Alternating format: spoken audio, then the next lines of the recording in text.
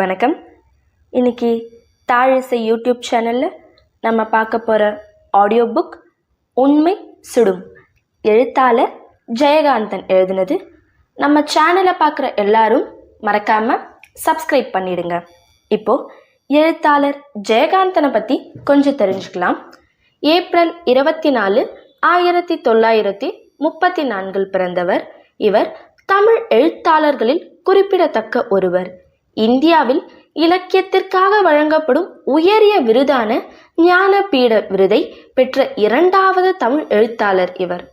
இவருடைய படைப்பிலக்கிய களம் சிறுகதைகள், புதினங்கள், கட்டுரைகள், திரைப்படங்கள் என பரந்து இருக்குது. இவருடைய படைப்புகளில் குறிப்பிடத்தக்க நாவல், குறுநாவல்கள் என்னன்னா பாரிஸுக்கு போம், சில நேரங்களில் சில மனிதர்கள், ஒரு நடிகை நாடகம் பார்க்கிறாள், ஒரு மனிதன், ஒரு வீடு, ஒரு உலகம், கங்கை எங்கே போகிறாள், பாவம் இவள் ஒரு பாப்பாத்தி. இதெல்லாம் இவருடைய படைப்புகள். இவர் வாங்கிய விருதுகள் 1972 சாகித்ய அகாடமி விருது, சில நேரங்களில் சில மனிதர்கள் என்ற புதினத்திற்காக வாங்கியிருக்காரு. 2002 ஆண்டுக்கான ஞானபீட விருதையும் 2009 ஆண்டின் இலக்கிய துறைக்கான பத்மபூஷன் விருதும், இமயத்துக்கு அப்பால் அப்படின்ற படைப்புக்காக ரஷ்ய விருதையும் இவர் பெற்றிருக்கார். இப்போ நம்மளுடைய ஆடியோ புக் உண்மை சுடும் பார்க்கலாம். அது சோமநாதனின் கண்களை உறுத்திற்று. பரமஹம்சரும் விவேகானந்தரும் இருபுறமும் இருக்க, அந்த வரிசையில் தனது படத்தையும் வைத்திருக்கும் கோலத்தை முகம் சுளித்து யோசித்தவாறு மூக்கு கண்ணாடியை நன்றாக உயர்த்திவிட்டு கொண்டு எழுந்து சுவர் அருகே சென்று கூர்ந்து நோக்கினார் சோமநாதன். அப்போது ஹார்லிக்ஸ் கலக்கி கொண்டு வர உள்ளே சென்றிருந்த அவரது மருமகள் கோதை கையிலேந்திய கப்பன் சாஸுடன் ஹாலுக்குள் வந்தாள். சோமநாதன் அவளை திரும்பி பார்த்தார். இதெல்லாம் யாருடைய வேலை என்று தன் படத்தை ஆள்காட்டி விரலால் சுட்டியவாறு கேட்டார். கையில் இருந்ததை டீப்பாயின் மீது வைத்துவிட்டு அவர் அருகே வந்து நின்ற அந்த படங்களை பார்த்தவாறு கோதை சொன்னாள், நான் இந்த வீட்டுக்கு வர்றதுக்கு முன்னாலிலிருந்தே இந்த படம் இங்கே இருக்கு. தன் வணக்கத்துக்குரிய மேதைகளின் திரு உருவங்கள் இவைன்னு நண்பர்களுக்கு அறிமுகம் செய்து வைக்கிறார் அவர். என்கிட்டேயும் அப்படிதான் சொன்னார். அவள் அதை சொல்லி முடிக்கும் முன் மூக்கு கண்ணாடியை கழட்டி மேலே போர்த்தி இருந்த சால்வையில் துடைத்தவாறு கிளுகிழுத்த சிரிப்புடன் அவர் சொன்னார், என்ன விசித்திரமான இணைப்பு! ஆஸ்தீக செம்மல்களான அவர்கள் நடுவே நீரிச்வரவாதியான என் படமா என்று முனகியவாறே முழங்கையில் தொங்கிய கைத்தடியை வலது கையில் எடுத்து மெல்ல ஊன்றி நடந்து சோஃபாவில் வந்து அமர்ந்தார் சோமநாதன். கோதை ஹார்லிக்ஸை எடுத்து அவர் கையில் தந்தாள். வயதோகித்தால் தளர்ந்த கைகள் நடுங்க அவர் அதை பருகினார். சூடான பானத்தை பருகியவுடன் அவரது நெற்றி வேத்திருப்பதை கண்ட கோதை மின்சார விசிறியை சுழலவிட்டாள். காற்றில் அவரது நரைத்த அடர்ந்த கிராப்புச்சிகை நெற்றியில் விழுந்து கொத்தாய் புரண்டது. சோமநாதனின் பார்வை ஹாலை நோட்டமிட்டு அங்கிருந்த ரேடியோ, அந்த மூளை ஸ்டாண்டில் உள்ள புத்தர் சிலை, ஜன்னலுக்கு போட்டிருந்த வெளியேறிய நீல நிற திரைச்சீலை முதலிய பொருட்களை குறிப்பாக கவனித்த பின் கோதையின் மேல் வந்து நிலை பெற்றது. அவர் விழிகளில் அன்புணர்ச்சி மின்ன புரள ஒரு குழந்தை போல புன்னகை காட்டினார். அந்த புன்னகை, அடி சமத்து பெண்ணே, வீட்டை ரொம்ப அழகா வச்சிருக்க என்று பாராட்டுவது போலும், சந்தோஷமா இருக்கிறாயா மகளே என்று விசாரிப்பது போலும், உன்னை பார்க்க எனக்கு மிக திருப்தியா இருக்கிறது என்று பெருமிதத்தோடு குதூகலிப்பது போலும் அமைந்திருந்தது. அத்தனை அர்த்தங்களுக்கும் பதில் உரைப்பது போல அடக்கமாய் பெண்மை நலன் மிகுந்த அமைதியோடு பதில் புன்னகை சிந்தினாள் கோதை. அவர் தனது கை கடிகாரத்தை பார்த்து, ஓ, மணி 5 காலேஜிலிருந்து வர இவ்வளவு நேரமா? எனக்கு 7 மணிக்கு ரயில் என்றவாறு வெளியே எட்டி பார்த்தார். அதே நேரத்தில் காம்பவுண்ட் கேட் திறக்கப்படும் ஓசை கேட்டு கோதை ஆவலுடன் வெளியே நடந்தாள். பரமேஸ்வரனை இரு கைகளிலும் அணைத்து கொள்ள பரபரந்த உடலுடன் எழுந்து நின்றார் சோமநாதன். அவர் இல்ல, போஸ்ட்மேன், அவருக்கு ஏதோ ஒரு கடிதம் என்று கூறியவாறு அந்த கவரை திருப்பி திருப்பி பார்த்தவாறே உள்ளே போனாள் கோதை. சோமநாதன் அருகில் இருந்த போட்டோ ஆல்பத்தை எடுத்து புரட்டியவாறு பரமேஸ்வரனின் வருகைக்கு காத்திருந்தார். பரமேஸ்வரன் தற்போது தமிழ் பேராசிரியராய் பணியாற்றும் அதே கல்லூரியில்தான் 10 ஆண்டுகளுக்கு முன் ஆங்கில புரொஃபஸராக பணியாற்றினார் சோமநாதன். அவரிடம் ஒரு மாணவனாக இருந்து அவர் ஓய்வு பெறுவதற்குள் அதே கல்லூரியில் பரமேஸ்வரன் விரிவுரையாளராக பணியேற்கும் அந்த இடைக்காலத்தில் வேறு எவரிடமும் ஏற்பட்ட உறவினும் வலுமிக்க பான்வயமும் நட்பும் அவர்களிடையே உருப்பெற்றது. சோமநாதன் கல்லூரியிலிருந்து ஓய்வு பெற்று சொந்த கிராமத்துக்கு போய்விட்ட பிறகு பரமேஸ்வரனுக்கும் சோமநாதனுக்கும் இடையே ஏதோ சில சமயங்களில் கடித போக்குவரத்து இருந்தது. 2 ஆண்டுகளுக்கு முன் சோமநாதன் ஏதோ காரியமாக சென்னைக்கு வந்தபோது 10 ஆண்டுகளுக்கு பிறகு சோமநாதனும் பரமேஸ்வரனும் சந்திக்க நேர்ந்தது. பரமேஸ்வரனை கண்ட சோமநாதன் ஒரு வினாடி திகைத்தே போனார். அதற்கு காரணம், மாணவராய் இருந்து விரிவுரையாளரான பரமேஸ்வரன் பேராசிரியராய் உயர்ந்திருப்பது மட்டும் அல்ல, புஷ்கோட்டும் கண்ணாடியும் தரித்த காதோரம் சிகை நரைத்த சோமநாதன் எதிர்பாராத பரமேஸ்வரனின் முதிர்ந்த தோற்றம்தான். அதனினும் முக்கிய காரணம், 40 வயதாகியும் அவர் பிரம்மச்சாரியாய் வாழ்ந்து வருவது. தன் அன்பிற்கும் மதிப்பிற்கும் உரிய ஆசானை கண்டதும் அவரது கைகளை பற்றி அன்புடன் கண்களில் ஒற்றிக்கொண்டு நின்ற பரமேஸ்வரனை பாசத்துடன் முதுகில் தட்டி கொடுத்தவாறு, நீங்கள் இன்னும் பிரம்மச்சாரியாக இருந்து வருவதை காண ஏதோ ஒரு குற்ற உணர்வு என் மனதை உறுத்துகிறது.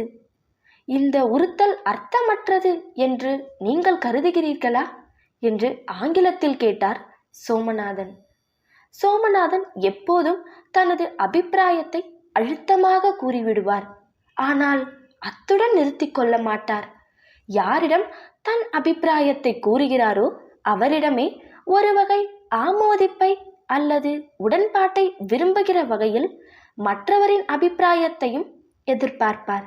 அது அவரது சிறப்பான பண்புகளில் ஒன்று என்பதை பரமேஸ்வரனும் அறிவார். பரமேஸ்வரனுக்கு பெற்றோரோ மிக நெருங்கிய பந்தங்களோ யாரும் தற்போது இல்லை. அவர் தனியன். பரமேஸ்வரனை போன்ற அடக்கமான தனியர்களின் வாழ்க்கையில் திருமணம் என்ற வாழ்வின் திருப்பம் நிகழ்வதெனின் நமது இன்றைய சமூகத்தில் நண்பர்களின், பொறுப்பும் அந்தஸ்தும் மிகுந்த நண்பர்களின் உதவியால் தானே நடந்தேற வேண்டும். அப்படிப்பட்ட நண்பனாய், வழிகாட்டியாய், ஞான் ஆசிரியனாய் இருந்து வந்த சோமநாதனின் கடமையல்லவா அது என்பனவற்றையெல்லாம் நினைத்துதான் அவர் தன்னிடம் இவ்விதம் கேட்கிறார் என்பதை பரமேஸ்வரன் உணர்ந்தார். ஏன், பிரம்மச்சரியம் ஒரு குற்றமா என்று சிரித்த வண்ணம் கேட்டார் பரமேஸ்வரன். அது குற்றமும் இல்லை, சரியும் இல்லை. குறையற்ற ஒரு ஆண் பிரம்மச்சரிய விரதத்தை அனுஷ்டிக்க ஒரு லட்சியம் வேண்டும். இப்படி ஒரு காரியத்தோடு இருந்தால் அந்த பிரம்மச்சரியம் சரியானதாகும். இல்லாமல் பிரம்மச்சரியத்துக்காகவே ஒருவன் பிரம்மச்சாரியாயிருந்தால் அது சரியற்றதும் பின்னால் ஒரு காலத்தில் குற்றமும் ஆகும். எதற்குமே ஒரு அர்த்தம் வேண்டும். அர்த்தமே இல்லை என்றால் அதுக்கு பெயரே அனர்த்தம். உங்கள் பிரம்மச்சரிய விரதத்துக்கு ஒரு அர்த்தம் உண்டுனா நான் ஏன் அபிப்பிராயத்தை மாத்திக்கிறேன் என்றார் சோமநாதன். பரமேஸ்வரன் ஒரு வினாடி யோசித்தார். அது யோசனை அல்ல, அது ஒரு வகை பிரமிப்பு. பிறகு புன்னகை புரிந்தார். அது புன்னகை அல்ல, அது ஒரு வகை சரணாகதி. அந்த சந்திப்பின் போது அவர்கள் இருவரும் வெகுநேரம் சம்பாஷித்தனர்.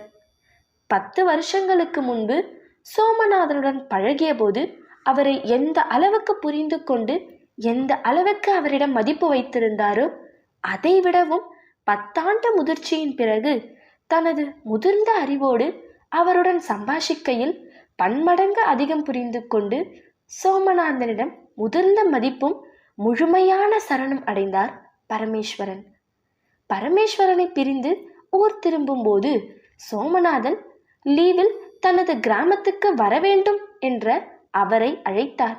இந்த அழைப்பை கடமை உணர்ச்சியோடு விடுக்கிறேன் என்று ஆங்கிலத்தில் கூறி பின் தமிழில் தொடர்ந்து சொன்னார்.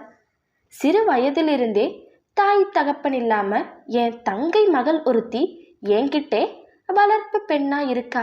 அவளும் கல்யாணமே வேணாம்னு இருந்தவ. இப்போ அவ மனம் அதற்கு பக்குவப்பட்டிருக்க மாதிரி தோணுது. எதுக்கும் நீங்க ஒரு தடவை வாங்க. பரஸ்பரம் சரின்னா நடத்தி வைக்கிறது ஏன் கடமை. குலம் கோத்திரம் விசாரிக்காமல் மனிதனின் தரத்தையும் நட்பையும் உத்தேசித்து நடக்கும் அவரது உயரிய பண்பை உள்ளூர் போற்றினார் பரமேஸ்வரன். 2 ஆண்டுகளுக்கு முன் அந்த திருமணம் நடந்தது. திருமணம் நிகழும் முன் பரமேஸ்வரனுக்கு ஒரே ஒரு விஷயம் மனதை உறுத்தி கொண்டே இருந்தது. கோதைக்கு 20 வயது, பரமேஸ்வரனுக்கு 40 வயது. பரமேஸ்வரனின் இந்த தயக்கத்தை உணர்ந்தபோது சோமநாதன் விளக்கினார். வயதில் இவ்வளவு வித்தியாசம் வேணாம்னு நீங்க நினைச்சா உங்க தனிப்பட்ட விருப்பங்கிற முறையில் அது சரிதான்.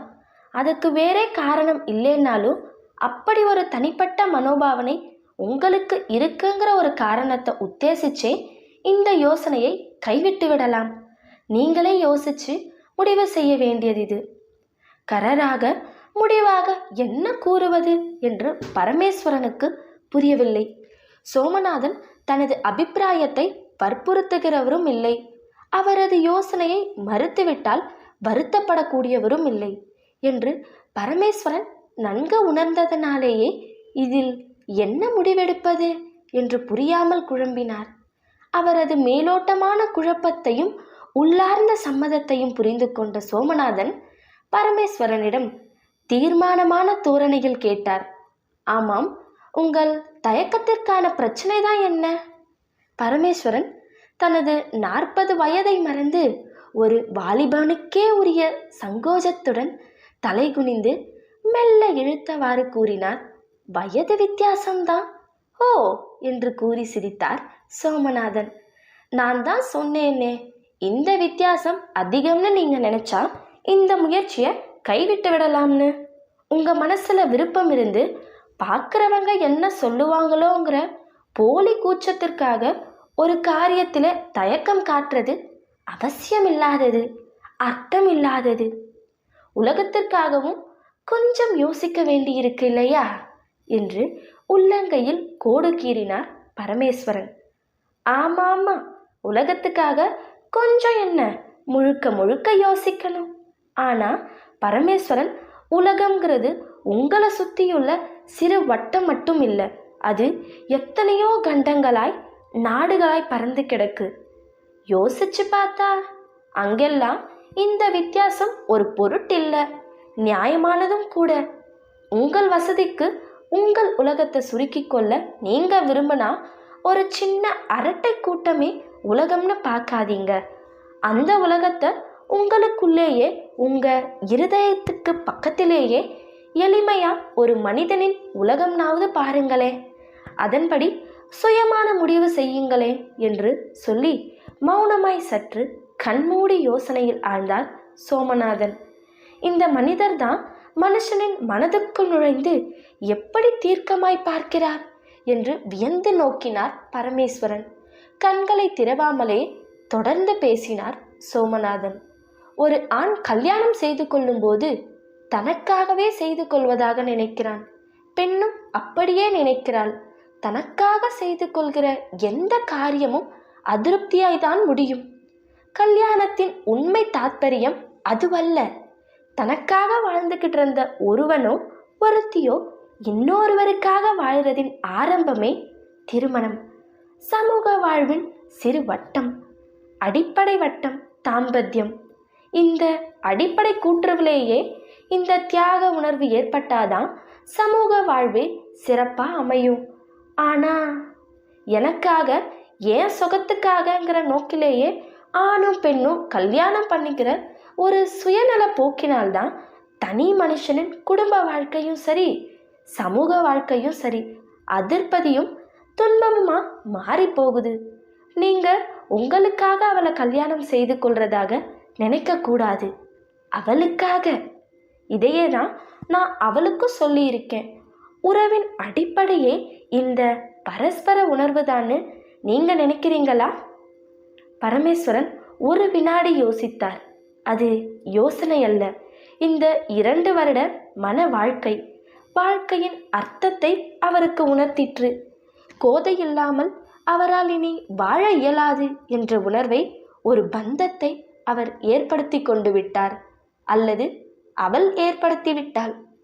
தன்னை ஒரு முழு மனிதனாக சோமநாதனும் தனது வாழ்க்கைக்கு ஒரு முழு அர்த்தத்தை கோதையும் உருவாக்கிவிட்டதை உணர்ந்து அவரை தனது வணக்கத்துக்குரிய வழிகாட்டியாகவும் அவளை தனது உயிருக்கிணையான துணையாகவும் ஸ்வீகரித்தார் பரமேஸ்வரன். தங்களது தாம்பத்திய வாழ்க்கை ஆனந்தமாயிருப்பதை, பரஸ்பர திருப்தியும் நிறைவும் மிகுந்து விளங்குவதை ஒரு நாள் இந்த வயது வித்தியாசம் குறித்து கோதையிடம் அவர் கேட்டு அவள் உரைத்த பதிலில் அவர் நன்கு உணர்ந்தார். மங்கிய ஒளி வீசும் சிறு விளக்கின் வெளிச்சத்தில் சயன அறையின் அந்தரங்க சூழ்நிலையில் அவரது மார்பில் சித்திரம் வரைந்தவாறு சாய்ந்து செவியருகே இதழ்கள் நெருங்க ஆத்மார்த்தமான இரகசிய குரலில் அவள் பேசியபோது அவருக்கு ரோமாஞ்சலி செய்தது. நீங்க கேட்டது மாதிரி ஆரம்பத்திலே எனக்கும் இப்படி ஒரு நினைப்பு இருந்தது. ஆனா இப்ப தோணுது, எல்லோருமே உலகத்துல இந்த வித்தியாசத்தோட கல்யாணம் பண்ணிக்கிட்டா எல்லோருடைய வாழ்க்கையும் சொர்க்கமா இருக்கும்னு. ஒத்த வயசா இருந்தா விட்டு கொடுக்கிற குணமும் இணக்கமாகிற குணமும் இருக்காதுன்னு தோணுது. இந்த வித்தியாசத்தினாலேயே ஒரு அந்யோன்யமும் ஒரு ஒரு எனக்கு சொல்ல தெரியல. நான் ரொம்ப சந்தோஷமா இருக்கேன், அவ்வளவுதான் சொல்ல முடியுது என்று அவரது கேள்விக்கு பதிலாக அவள் வெகுநேரம் சிரமப்பட்டு வார்த்தைகளை தேடி பிடித்து தன் மனதை திறந்து அவர் மனதில் கொட்டிய போது இருவர் உள்ளமும் நிறைந்தே வழிந்தன. காஷ்மீர் ஏரிகளிலிருந்து கன்னியாகுமரி முக்கடல் வரை பின்னணியாக கொண்டு அவர்கள் இணைந்து காட்சி தரும் போட்டோக்கள் நிறைந்த அந்த ஆல்பத்தின் மூலமே அவர்களின் ஆனந்தமயமான குடும்ப வாழ்க்கையை உணர்ந்தார் சோமநாதன். ஆல்பத்தின் கடைசி ஏட்டை புரட்டி அதை மூடிய போது தன் எதிரே எப்போ வந்தீங்க என்று ஆர்வமாய் புன்னகை பூத்த கரம் குவித்து நிற்கும் பரமேஸ்வரனை ஹால் வாசற்படியில் கண்டு 2 கைகளையும் பிரித்தவாறு எழுந்து நின்ற சோமநாதன் குழந்தை போல் சிரித்தார். பிறகு அருகில் வந்த பரமேஸ்வரனின் கையை குலுக்கி தோளில் தட்டி கொடுத்தார். திடீர்னு ஒரு அவசர வேலையா வந்தேன், இப்ப 7 மணி ரயில்ல போகணும் என்று அவர் கூறியது கேட்டு பரமேஸ்வரனின் முகம் சுருங்கிற்று. இப்பவே மணி 5:30 ஆகுது. சரி, நான் உங்களோட ஸ்டேஷன் வரேன் என்று கடிகாரத்தை பார்த்து கொண்டார். ஆஹா, அதுக்கென்ன அவசரம், இன்னும் 1.5 மணி நேரம் இருக்கு. நீங்க உடமாத்தி காஃபி சாப்பிட்டுட்டு புறப்படலாம். அந்த நேரத்தை கூட வீணாக்க மனமில்லாமல் ஹாலில் நின்று சோமநாதனை பார்த்தவாறே கோட்டை கழற்றினார் பரமேஸ்வரன். பக்கத்தில் வந்து தயாராய் கை நீட்டி அதை வாங்கி கொண்டு உள்ளே போன கோதை திரும்பி வரும்போது டவலுடன் வந்தாள். டவலை தோல் மீது போட்டுக்கொண்டு சோஃபாவில் அமர்ந்து பூட்ஸ்களை கழற்ற ஆரம்பித்த பரமேஸ்வரனிடம் ஹாலில் இருந்த அந்த படங்களை பார்த்தவாறு கூறினார் சோமநாதன். இந்த வினோதமான இணைப்பை பார்க்க எனக்கு வேடிக்கையாக இருக்கு. பரமேஸ்வரனும் தலை நிமிர்ந்து பார்த்தார். இதில் என்ன வேடிக்கை? ஒருத்தர் எனக்கு அசைக்க முடியாத இறை நம்பிக்கை தந்தவர், இன்னொருத்தர் பிரம்மச்சரியத்தின் மேன்மையை எனக்கு உணர்த்தியவர், நடுவில் இருக்கிறவர் பிரம்மச்சரியத்தின் அர்த்தத்தை உணர்த்தி வாழ்க்கைக்கு வழிகாட்டியவர், தாயும் தகப்பனும் இல்லாத எனக்கு 2ஆகிய குருநாதர்.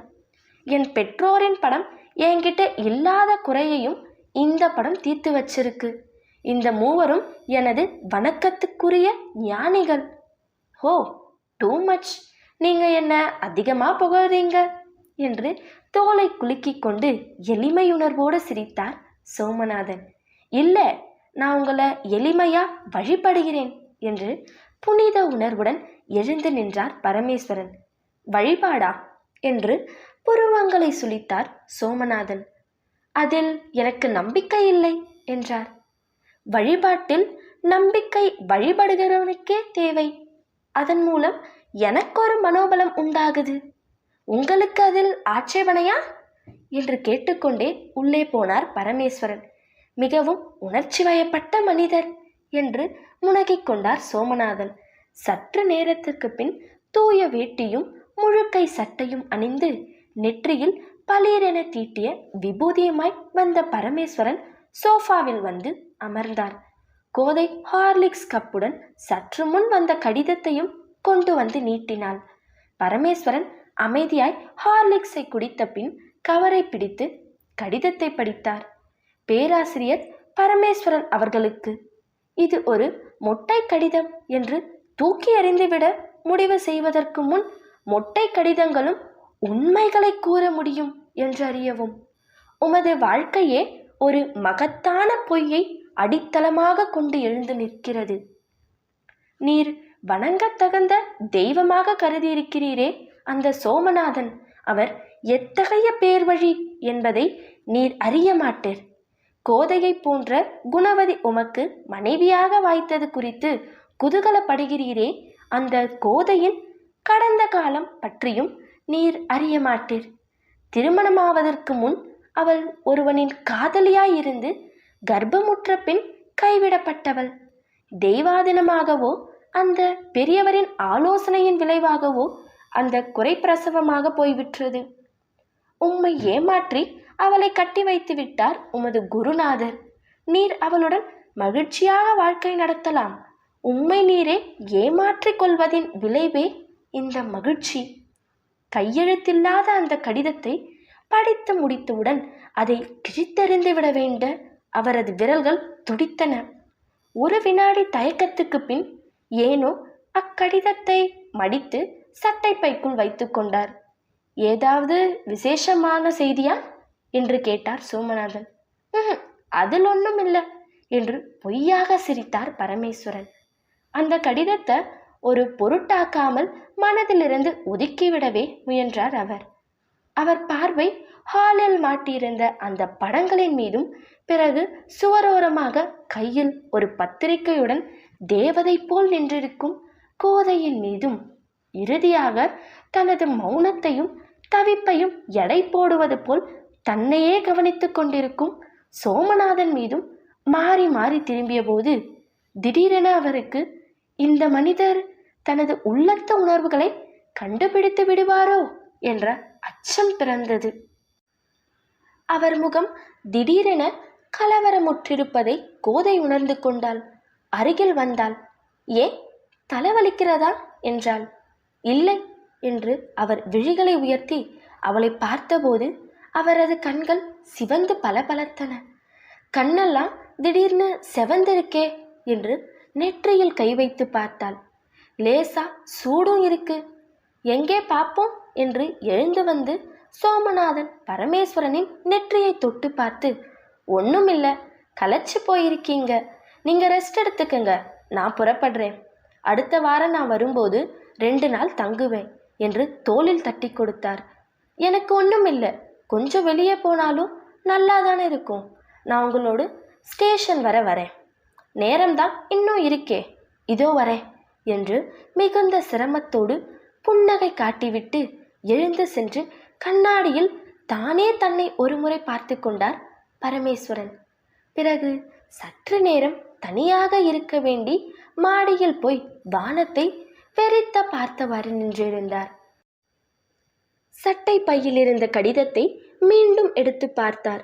மொட்டை கடிதங்களும் உண்மைகளை கூற முடியும் என்று அறியவும், உமது வாழ்க்கையே ஒரு மகத்தான பொய்யை அடிப்படையாக கொண்டு எழுந்து நிற்கிறது என்ற 2 வாக்கியங்களும் அந்த கடிதத்தை நம்பவும் முடியாமல் ஒதுக்கவும் முடியாமல் அவரை வதைத்தன.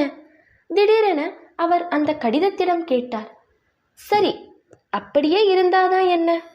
கோதையின் கடந்த காலம் எத்தகையது என்பது பற்றி எனக்கென்ன கவலை?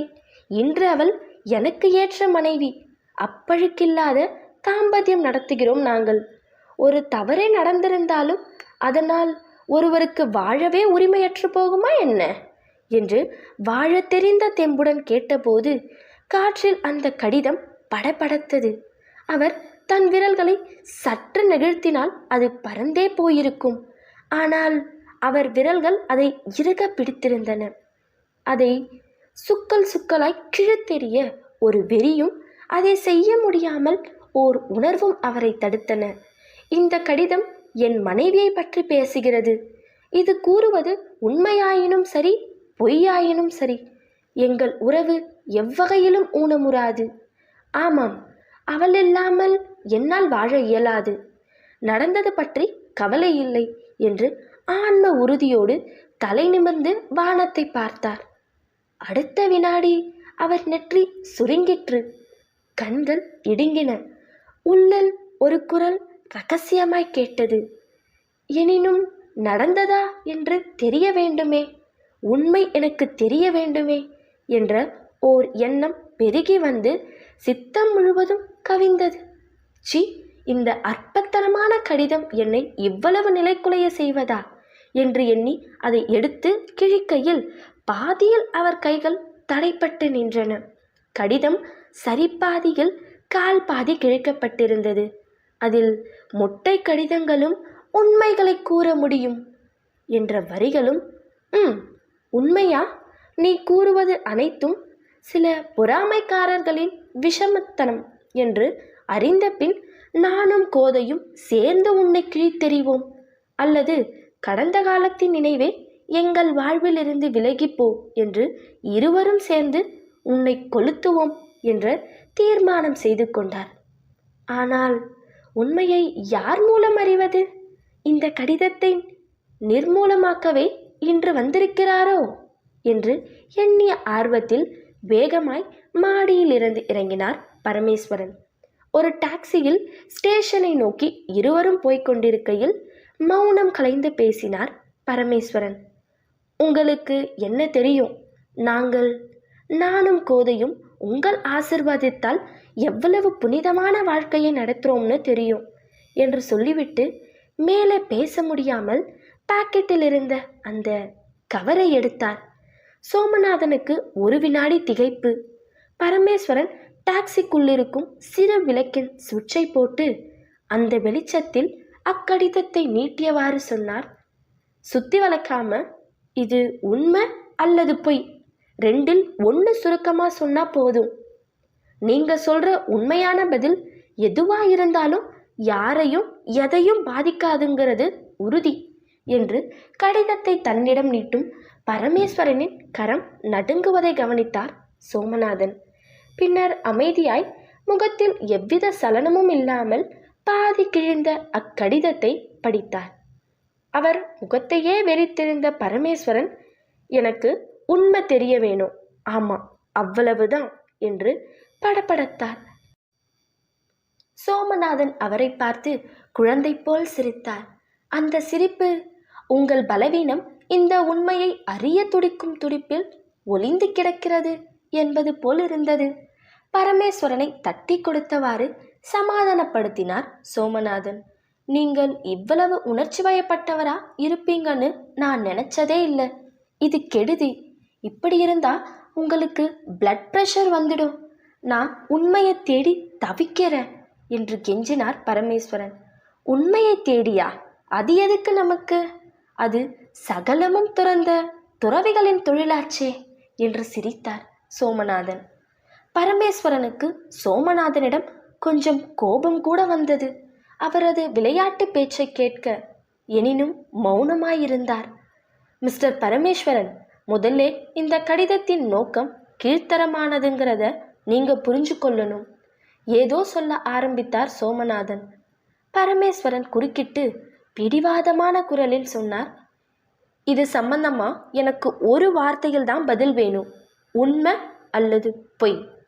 அந்த குரலின் கண்டிப்பையும் அந்த குரல் வழியே அவரது மனநிலையையும் உணர்ந்த சோமநாதன், ஒரு வார்த்தையிலா என்று கேட்டுவிட்டு அவர் முகத்தை பார்த்தார்.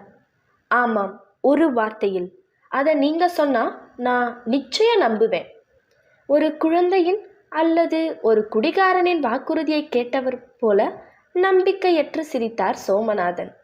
எனக்கு வருத்தமாக இருக்கிறது, இந்த கடிதம் உங்களை இவ்வளவு தூரம் மாற்றிவிட்டதை காண. சரி, கேளுங்கள் எனது பதிலை.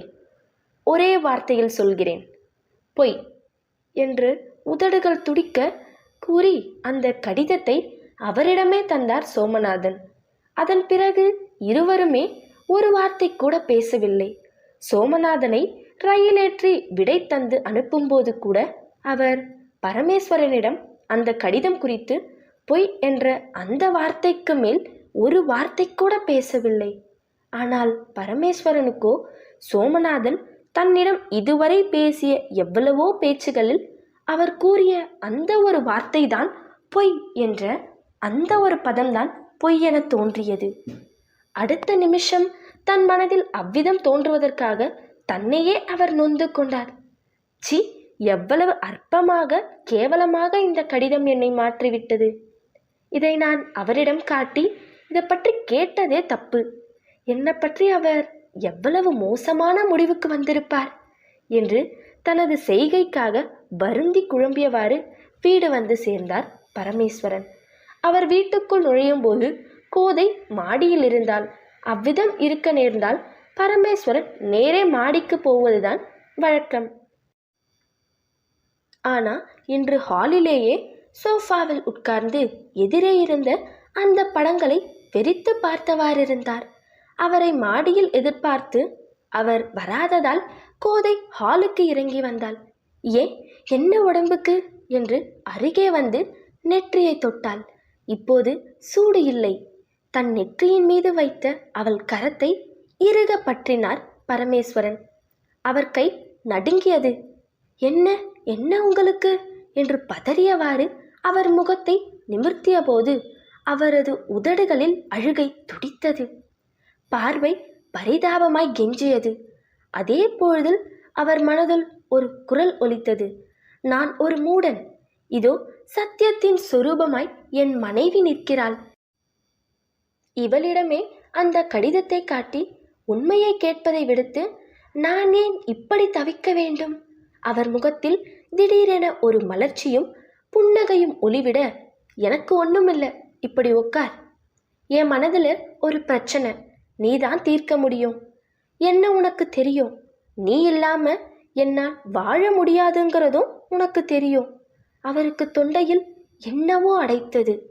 இதை படி, சுத்தி வளைக்காம. உண்மை அல்லது பொய், இரண்டில் ஒரு பதில், அவ்வளவுதான் போதும். நீ சொல்ற பதில் எதுவாயிருந்தாலும் அது யாரையும் எதையும் பாதிக்காது. இது சத்தியம். எனக்கு உண்மை தெரியணும். என் வாழ்க்கையின் அடிப்படை ஒரு பொய் இல்லைன்னு எனக்கே தெரியணும் என்று கடிதத்தை அவளிடம் தந்து அவர் பேசிக்கொண்டிருக்கையில் அந்த கடிதத்தை அமைதியாய் படித்து முடித்துவிட்டு கண்களை மூடி மனதை இரும்பாக்கி கொண்டு உறுதியான குரலில் அடக்கமாய் அவள் சொன்னாள், உண்மை. அவர் அப்படியே ஸ்தம்பித்து நின்றிருந்தார். அவள் நிஷ்கலங்கமான குரலில் தொடர்ந்து சொன்னாள், அது என் வாழ்க்கையில் ஏற்பட்டுவிட்ட ஒரு தவறு. அதுக்காக நான் யாரையும் குற்றம் சொல்ல தயாராக இல்லை. என் வாழ்க்கையே மூளையாகி போச்சுன்னு அப்படியே வாழ்ந்துவிடத்தான் தீர்மானிச்சேன். அது சரியில்லைன்னு சந்தர்ப்பம் கிடைக்கும் போதெல்லாம் எனக்கு அறிவுறுத்தினார் மாமா. அப்படி ஒரு சந்தர்ப்பத்தில் தான் நான் உங்களை மணக்க சம்மதிச்சேன். மாமா சொன்னார், பொய்யா போன ஒரு விஷயத்துக்கு நாம் உயிர் கொடுக்கிறது அவசியம் இல்லை. இறந்த காலம் இறந்துவிட்ட காலமாகவே போகட்டும். உண்மைங்கிறதன் பேராலே ஒரு பொய்யுக்கு உயிரூட்ட வேணாம். சில உண்மைகள் நெருப்பு மாதிரி, அதை தாங்க ஒரு பக்குவமும் வேணும். நெருப்போட தன்மையே சுடுறது தான். அதை தாங்கிக் கொள்ள எல்லா மனிதர்களுக்கும் மனோபலம் இருக்காதுன்னு மாமா. இதை மறைக்க வேணாம்னா இந்த கடிதத்திலே இருக்க மாதிரி உங்களை ஏமாத்தணும்னோ யாருக்கும் எண்ணம் இல்லை. நான் உங்கள் மனைவி. இந்த உணர்வு வந்தப்புறம் உங்ககிட்ட எதையும் மறைக்கிறது சரியில்லைங்கிறதுனாலேயே இந்த சந்தர்ப்பத்திலே இவ்வளவு சொல்லிவிட்டேன். இந்த உண்மை சுடலாம், எனக்கு தெரியும். அதை தாங்கிக்கிற பக்குவமும் உங்களுக்கு உண்டு என்று அவள் சொல்லும்போது பரமேஸ்வரனின் கண்களிலிருந்து கண்ணீர் வழிந்தது. அவர் உடல் பதறிற்று. சோமநாதன் தன்னிடம் பொய்யுரைத்த துரோகத்தை எண்ணிய போது தன் இருதயத்தையே சுட்டது போல் அவர் அலறினார். நான் உன்னை மன்னிக்கிறேன் கோத, ஆனா 1 மணி நேரத்துக்கு முன்னே கூட இந்த கடிதத்தை காட்டினப்போ பொய்ன்னு மனமாற பொய் சொன்னாரே அந்த பெரிய மனுஷன், அவரோட நய வஞ்சகத்தை என்னால் மன்னிக்க முடியாது, முடியவே முடியாது என்று கூவியவாறு சோஃபாவிலிருந்து துள்ளி குதித்து எழுந்து ஓடினார் பரமேஸ்வரன். சுவரில் இருந்த படங்களில் அந்த வரிசையின் நடுவே இருந்த அவரது வணக்கத்துக்குரிய ஸ்தானத்தில் இருந்த சோமநாதனின் படத்தை இழுந்து வீசி எறிந்தார். ஹாலின் மூலையில் விழுந்து நொறுங்கியது அந்த படம். சி, இவன் மேதையா ஞானியா என்று அவ்விதம் எண்ணியிருந்த தன்னைத்தானே நொந்து கொண்டு மாடியை நோக்கி ஓடினார். அவர் தன்னறைக்கு சென்று கதவை அரைத்து சாத்தி தாழிடும் ஓசை ஹாலில் நின்றிருந்த கோதைக்கு கேட்டது. ஹோ, உண்மை சுட்டுவிட்டது என்று முனகிக் கொண்டாள் கோதை. ஒன்றும் புரியாத பிரமிப்பில் உலகத்தின் மாய்மால தோற்றத்தில் கசப்பும் விரப்தியும் கொண்டு யாரையும் பார்க்க மனமின்றி தனிமையில் குமரி கொதித்து அடங்கிய மனநிலையோடு அறைக்குள் கட்டிலில் பிரேதம் போல கிடந்தார் பரமேஸ்வரன். அப்போது அறைக்கதவு லேசாக தட்டப்பட்டது. அந்த சப்தத்தை கேட்டும் சலனமற்று முகத்தை வெறித்த பார்த்தவாறு படுத்து கிடந்தார். மீண்டும் தட்டப்படும் என்று எதிர்பார்த்தார். அடுத்த முறை தட்டப்படாததால் மேலும் 1 நிமிஷம் காத்திருந்தார். பிறகு எழுந்து வந்து தானாகவே கதவை திறந்தார் பரமேஸ்வரன். அங்கே கையில் ஒரு சிறு பெட்டியுடன் விடை பெற்று கொள்வதற்காக காத்து நின்றாள் கோதை. சில வினாடிகள் இருவரும் ஒருவரை ஒருவர் தீர்க்கமாக பார்த்து கொண்டனர். அவள் அவரிடம் தெளிவான குரலில் பேசினாள். மாமாவின் மேல் நீங்கள் அர்த்தமற்ற பக்தி வச்சிருக்கிறதா நானும் நினச்சிட்டுதான் அந்த படத்தை நீங்க எடுத்து எரிச்ச அப்புறம்தான் அவ உண்மையிலேயே பெரிய மேதை, மனுஷ மனதின் எல்லா இருண்ட மூளைகளையும் பார்க்க தெரிஞ்சவர்னு புரிஞ்சுக்க முடிஞ்சது. உண்மை சுடுன்னு சொன்ன அந்த மேதை உங்களாலே அதை தாங்க முடியாதுன்னு தெரிஞ்சு வைத்திருந்தார். நீங்க என்னை மன்னிக்கிறதாக சொல்றது தான் உங்களை நீங்களே ஏமாத்திக்கிறதுக்கு. அந்த காரியம் ஏன் குற்றம்னு நினைச்சா என்ன தண்டிக்க வேண்டியது தானே நியாயம். உங்களால் என்ன தண்டிக்க முடியாது. உங்க நெஞ்சுக்கு அவ்வளவு உரம் இல்லை. அந்த குற்றத்துக்கு யாரையாவது தண்டிக்காம இருக்க உங்களால் முடியாது. அதனால தான் நீங்கள் மாமாவை தண்டிக்கிறீங்க. தாய்கிட்ட அடி வாங்கின குழந்தை தம்பியை கிள்ளி விடுற மாதிரி நீங்கள் என்ன தண்டிக்காதது உங்கள் பலவீனம், சுயநலம். இல்லாவிட்டாலும் நாம் சேர்ந்து வாழ்கிற வாழ்க்கையே நம்ம 2 பேருக்குமே ஒரு தண்டனை தான் இனிமேல். எனக்கு உங்கள் மேலே கொஞ்சமும் வருத்தம் இல்லை. உண்மை சுடுன்னு சொன்னாரே அந்த பெரியவர்கிட்ட போய் உண்மை சுடுகிறது மட்டுமல்ல, சிலரை சுட்டு பொசிக்கிடுங்கிற உண்மை எனக்கு தெரியாமல் ஒருத்தரை சுட்டு எரிச்சிட்டு வந்துட்டேன்னு மன்னிப்பு கேட்க தான் நான் போகிறேன் என்று சொல்லிவிட்டு அவரது பதிலை கூட எதிர்பாராமல் மாடிப்படிகளில் அவள் இறங்கி செல்வதை பார்த்தவாறு மௌனமாக நின்றார் பரமேஸ்வரன். உண்மையை தேடியா? அது எதுக்கு நமக்கு? அது சகலமும் துறந்த துறவிகளின் தொழிலாச்சே என்ற சோமநாதனின் விளையாட்டான வார்த்தையை எண்ணி பார்த்து அதன் அர்த்தங்களை யோசித்தார் பரமேஸ்வரன். அது யோசனை அல்ல, அது ஒரு பிரமிப்பு. பிறகு தனக்குள்ளாக லேசாக புன்னகை செய்து கொண்டார். அது புன்னகை அல்ல, அது ஒரு சரணாகதி. தடதடவென மாடிப்படிகளில் இறங்கி ஹாலுக்குள் ஓடி வந்தார். அப்போது கோதை வெளிக்கதவருகே வந்து கம்பி கதவை திறந்து கொண்டிருந்தாள். கோதை என்று பரமேஸ்வரனின் தெளிவான குரல் கேட்டு அவள் திரும்பி பார்த்தாள். அங்கே சுவரில் மூலையாய் இருந்த அந்த இடத்தில் தனது வழிபாட்டுக்கும் மரியாதைக்கும் உரிய அந்த படத்தை எடுத்து மாட்டிக்கொண்டிருந்த பரமேஸ்வரன் அவளை திரும்பி பார்த்து மனம் திறந்து புன்னகை பூத்து நின்றார். தன் வாழ்க்கையின் அஸ்திவாரம் என்று அவர் கருதிய ஒரு பிரச்சனையில் பொய்யுரைத்த சோமநாதனையே தன் வழிபாட்டிற்குரிய மேதையாக மீண்டும் அவரால் ஏற்றுக்கொள்ள முடியுமானால், அதே பிரச்சனையில் உண்மையை கூறிய தன் அன்பு மனைவியை அவரால் துறந்துவிட முடியுமா என்ன? நன்றி.